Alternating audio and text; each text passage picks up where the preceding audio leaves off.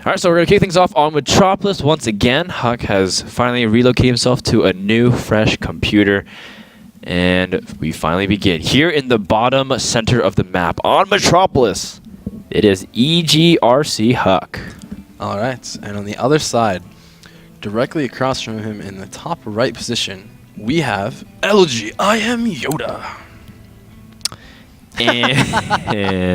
Oh, okay. Okay. Man, YoDa's so patient too. Like, you know, He is YoDa. He's just sitting. That's true. He could sit and wait hundreds of years if need be. He is YoDa. Oh, fix your hotkeys, you must.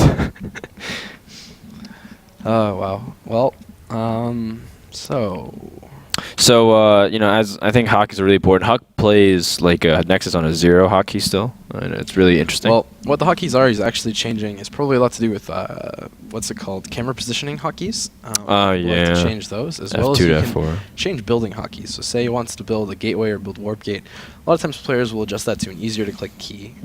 For Zerg, I know for pneumatic carapace, which is generally I think O or something like that, maybe P.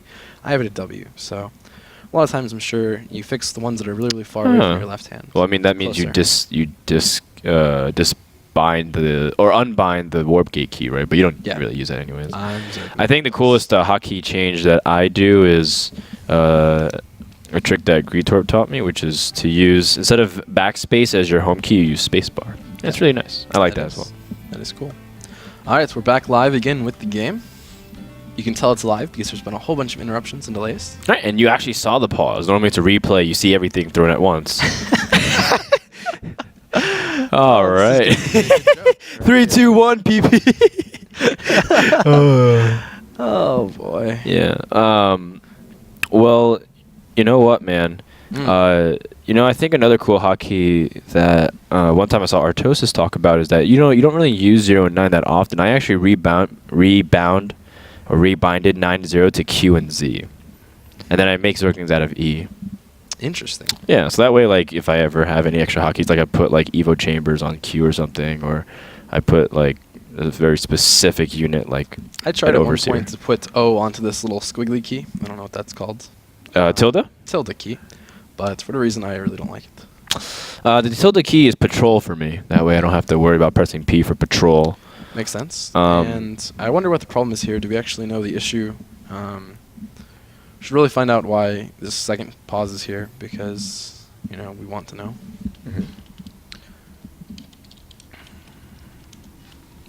It's kind of a rhetorical question. Is everything okay?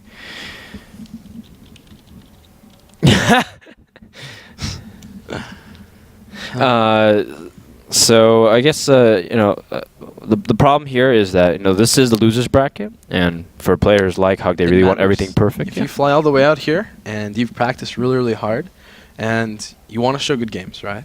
You're not going to play on a PC that's not going to let you show good games. That's right. It's going to demotivate you, because if you lose, you can very easily just blame that. But your fans will say, well, why did you play on it in the first place? Why did you show us bad games? And it's kind of a catch-22 because, well, the tournament wants you to, but you really don't want to as a player. Yeah, for scheduling purposes, they want to make sure to get the game going as fast as possible, but for you, you want to perform the best you can, and it's a kind of a paradox in that regard, as the tournament wants the player to play the best he can too. You bet. Well, here we go. Resume, and it's been a minute in. We got 3 pauses, so HuK might be out of pauses already. It's like a timeout in a football game. He uses all of this in the first quarter. Man, HuK should not be a coach at the NFL if he ever retires from StarCraft 2. It's like a challenge flag. You just. It's like, I don't think that's a good idea, HuK. It's like, trust me, I need this one. The FPS and on the screen is not good enough. All right. Well, it looks like they're going into pretty standard builds. HuK building a gateway instead of a Nexus first or anything silly like that, and YoDa just going for a barracks before CC. Both players right here will be taking 1 gas in general. A lot of times nowadays, Terran have started doing this build because they just have a SCV waiting at the ramp and wall off, even though they don't finish the supply depot very early. Yep. You don't necessarily have to. If you go for economic-centered build, you'll be okay. Now, on a Metropolis, You know, it is safe to generally go for very, very heavy macro play, like Nexus first, Command Center first. You generally can get away with it, but at the same time, you know, scaling that back is not necessarily the worst thing in the world. In fact, YoDa is going to completely go the opposite direction and go for an early gas shot. Yeah, you bet. Yep, and from that gas, he has a lot of options. He can go into factory tech. He can just simply get a Reaper out and Reaper expand too. All right, well, I think what Terran's going to do from here is probably something involving a factory. I wouldn't be surprised to see that. Maybe Hellions as well, which is something we saw Tasia do last night quite a bit of to try and poke around. Or it might have actually been C. C did that a lot too. All right, so there's the factory starting up. We don't really know what it's going to tell, but from the position of it's at, a lot of times what players will do is put a tech lab on that factory, make a starport right next to it, and they can go into Banshees very quick because, I mean, look how close that is to your opponent's base. Right away. And it's also a second. It's also a second gas, so that's pretty much indicative of going into Banshee play for YoDa. Now, how will HuK choose to respond to this? Because, oh my goodness! Oh no, he's managed to miss that SCV, and the SCV will scout this 4-gate. Now, how will HuK respond from here? Because we have seen Protosses expand after that 4-gate. Players like Mana sometimes even still puts on pressure despite the Nexus being there. So, all right. Well, from here, I think HuK has to cancel his gates, and he's going to throw in a Nexus. I don't really think there's anything else he can do here. Just going to kill that SCV, cancel the gateways, and throw in the Nexus, and just kind of hope that the Protoss kind of, or the Terran kind of falls for it. At the same time, though, he's making himself very vulnerable to any kind of starport play. It's still a little bit while before Banshees can come out, but HuK needs some form of detection, especially if YoDa's going to go for Cloak. He's adding on more gateways, though, instead. Well, the thing here is because he went for that 4-gate, and the reason why this isn't normal play is because if you look at the amount of gas that HuK has, he's only getting a Sentry and Warp Gate, and he doesn't really even have enough gas yet for a robotics facility, which is what he's really going to need to be able to deal with Cloak if it's on the way. Well, we're about to find out momentarily, Sheth. If that's the case, how will HuK choose to respond? He does know that by now there should be some kind of expansion. Looks like their Cloak will be starting. But, you know, it's 5:45. You should see a command center of some sort, even at least a bunker. So, well, the thing is, he really wouldn't see it yet because he would really just be hiding it. He thinks that there's a 4-gate coming along, and to be honest, YoDa here is really biting on that 4-gate. He thinks that it's coming. He built 2 bunkers. He's having 5 SUVs off the line that are kind of dancing at the front. That's not what he wants to be doing, for sure. Oh, that's a great point, Sheth. And, well, I guess HuK has that mind game in his advantage. YoDa's still pulling those SVs, like you said, and is going to lose some mind time, but he was able to harass with the Banshee. By now, I think YoDa should be a little bit suspicious. Yeah, he's actually stopped production and starting to add on reactors. Like, well, he's not actually pushing. Is he going to ever push? Yep, and HuK did get the robotics facility right away, only made that 1 Sentry, which is really good. And from this point on, he has to know that, or well, like you said, this is even, like, at 5 minutes it's kind of weird, 6 minutes it's kind of weird, this is 7 minutes and still no expansion. You have to kind of think, okay, it's probably a 1-1-1, it's probably some build similar to that on the way. Well, interestingly enough, we do see that HuK finally has, well, not 1 observer, but 2, and that's exactly how you want to fight the Banshees for this very reason. You want to scout his base, but by the time you scout, you're like, oh man, he actually has Banshees out. HuK also has 2 Stalkers, which is the magic number to deal with Banshees. The observer missed that Banshee. The Banshee's going to come in. I wonder where that other observer is even rallied. Right over here. Right away, he gets to see that. Now it's just going to be how many probes can that Banshee get before it dies, and if it dies. Well, the Observer will be able to finish it. The Sentries won't finish the job, but the Stalkers will be able to clean it up.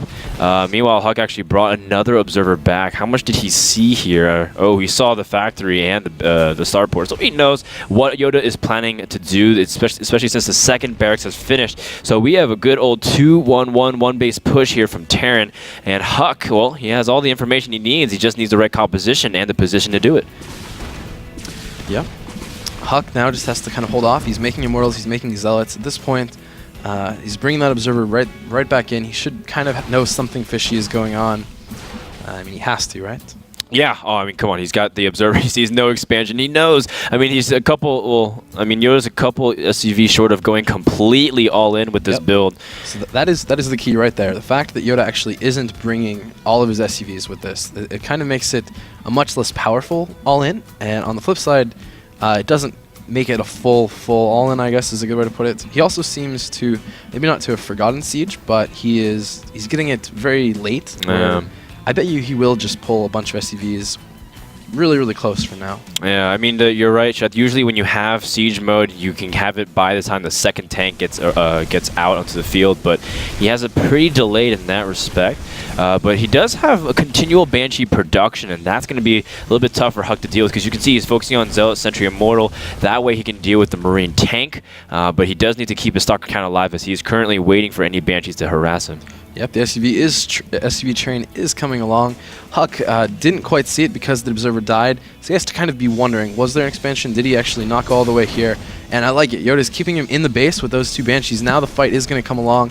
He sees it with that one little probe, that poor little sacrificial probe. Here's the fight, guys. Well, he's trying to get ahead of them before the siege tanks can get into position. The Banshees do cloak, but there are 3 tanks targeting down the tank, or 3 Immortals rather, targeting down the tanks extremely quickly, and the Zealots are able to deal. The Guardian Shield working wonders to protect the Zealots.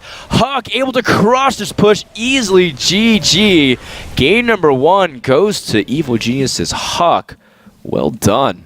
That's an easy build to get crushed under because of the amount of pressure. And if you let them get position, that's it. The Marines do way too much damage. Tanks zone everything out. It was an awesome mind game. If you looked at it, YoDa freaked out. Okay, there's 4 gates. What do I do? What do I do? Bunker, just straight into Banshee. But in the end, HuK canceled them, made the Nexus, played really smart from there, and it worked out really well for him. Yep, solid decision making. I couldn't really say like, well, why would you do that? There's a lot of times Protoss players kind of get caught in that mindset, like, oh, why would you moving out that close, or why would you give up that much space? But I feel like HuK moved out well timed. He also had a contingency plan too. If he was able to kind of have a stalemate, he had a probe that was going to be able to warp in, pressure YoDa, make him force some bad decisions, and from there maybe even one if the game continued on for a few more minutes. Well done by HuK. Indeed. Now we're going to go ahead and